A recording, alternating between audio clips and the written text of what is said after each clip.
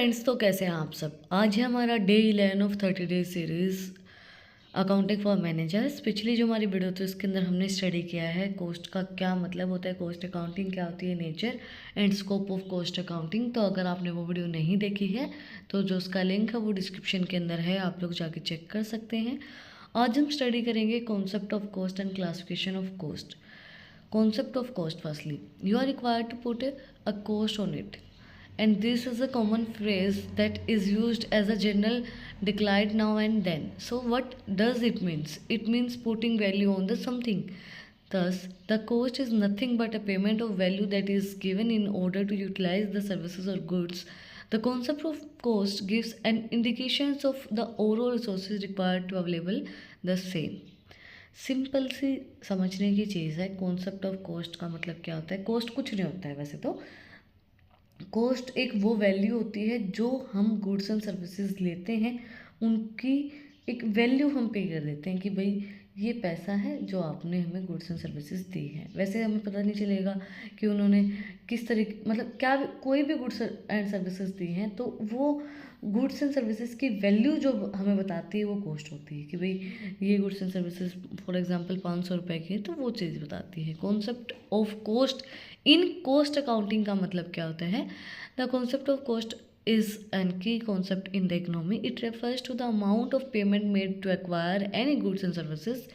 In a simpler way, the concept of cost is financial valuation of resources, material, risk, time and utility consumed to the purchase goods and services. From an economist point of view, the cost of manufacturing any goods and services is often said to the concept of opportunity cost.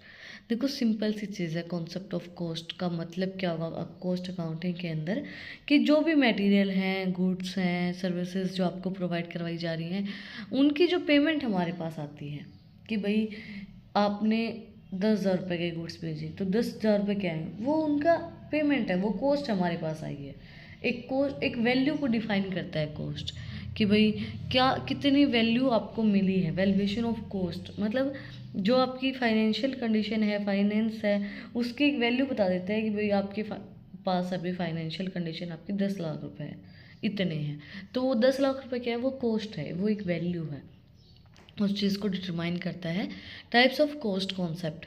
The idea behind the concept of the opportunity cost is the cost of one item is the cost opportunity to do something else. For example, by being married to a person, one could lose the opportunity to marry someone other persons, or by investing more capital in video games, one might lose the opportunity in the watching movies.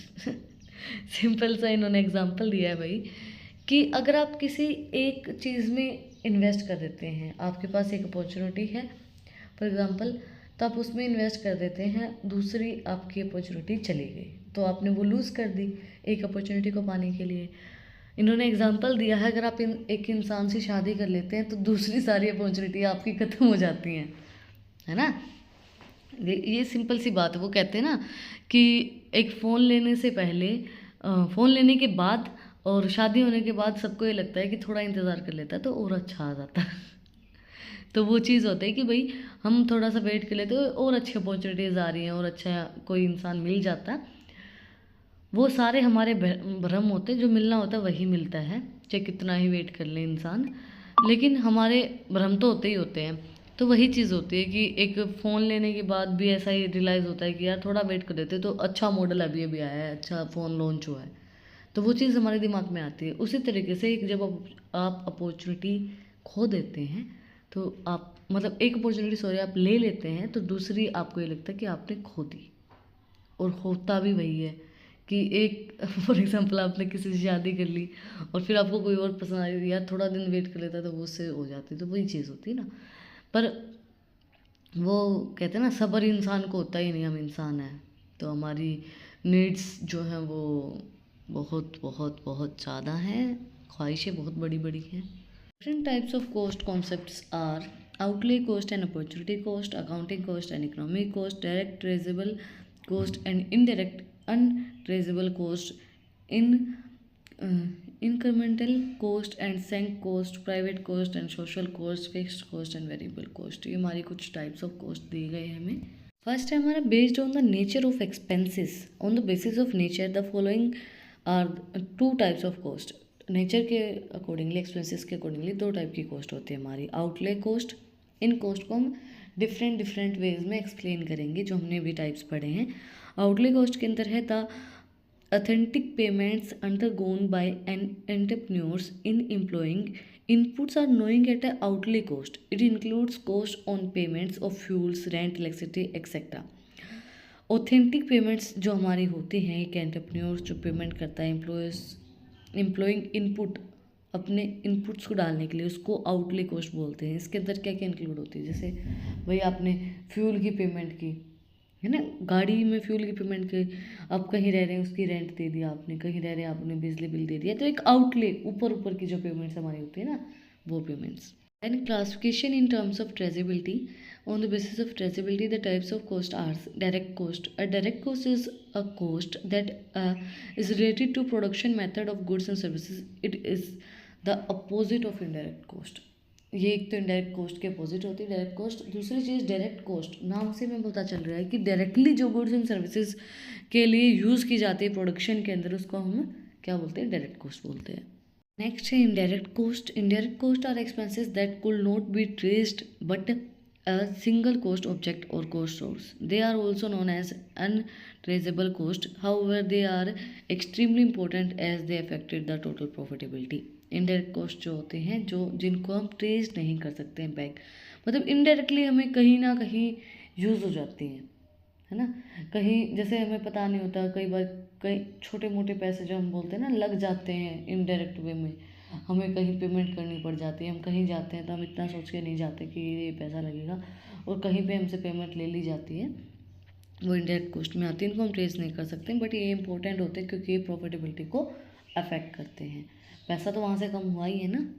Next है concept of cost in terms of treatment. Accounting cost. Accounting costs are direct cost. They are also known as hard cost. The entrepreneurs pay the cash directly for obtaining resources for production.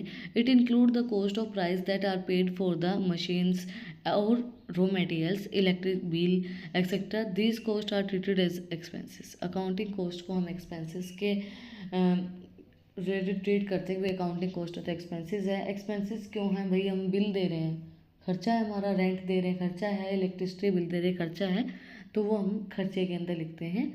इसको hard cost भी बोला जाता है and direct cost भी बोला जाता है, जो डायरेक्टली हमारे कैश के फ्लो को अफेक्ट करते हैं, कैश के ऊपर अफेक्ट करती है, प्रोडक्शन के ऊपर जो हम डायरेक्टली यूज़ करते हैं और हम पे करते हैं उस प्राइस को, मशीन्स के लिए, रॉ मटेरियल्स के लिए, इलेक्ट्रिक बिल्स के लिए, उस कोस्ट को हम accounting cost and direct cost भी बोलते हैं। नेक्स्ट है इकोनॉमिक कॉस्ट।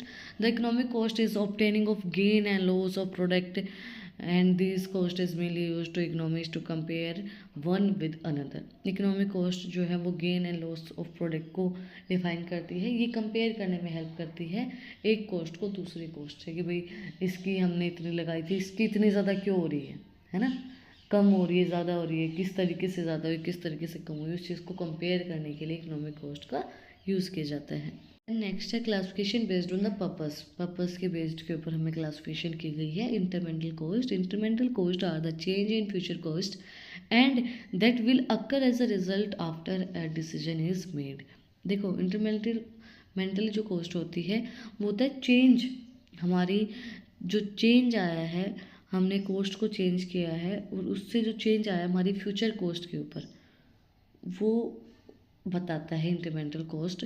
वो तब होता है जब हम चेंज कर चुके होते हैं, हमने डिसीजन ले लिया कि ये कोस्ट हमने चेंज कर दी है। क्योंकि देखो अगर आप कोई चीज़ चेंज करेंगे उसी के बाद तो चेंज आपको दिखेगा ना।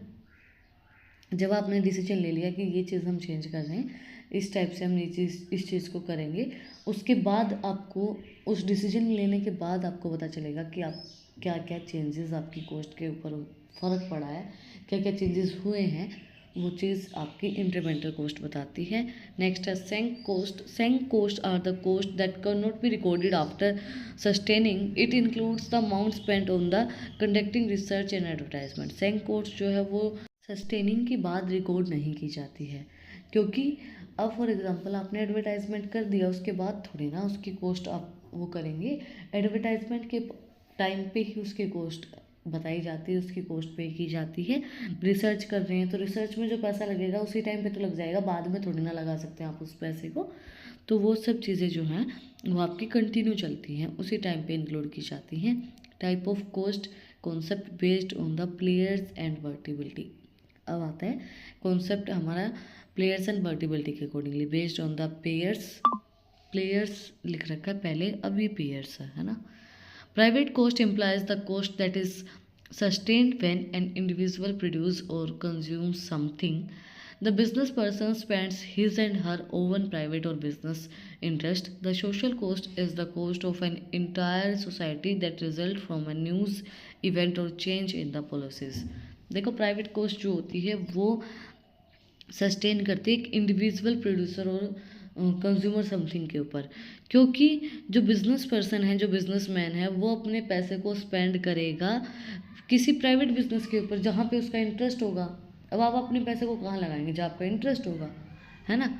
वो कोई भी है, वो अपने पैसे को उस वहीं पे लगाएगा। और जो सोशल कॉस्ट होती है वो पूरी सोसाइटी को रिजल्ट एक प्रोवाइड करवाती है। और फॉर एग्जांपल आपने सोसाइटी के लिए कोई पैसा लगाया है, वो चीज़ न्यूज़ में आएगी, आपकी हाइप बनेगी, आपकी गुडविल बनेगी।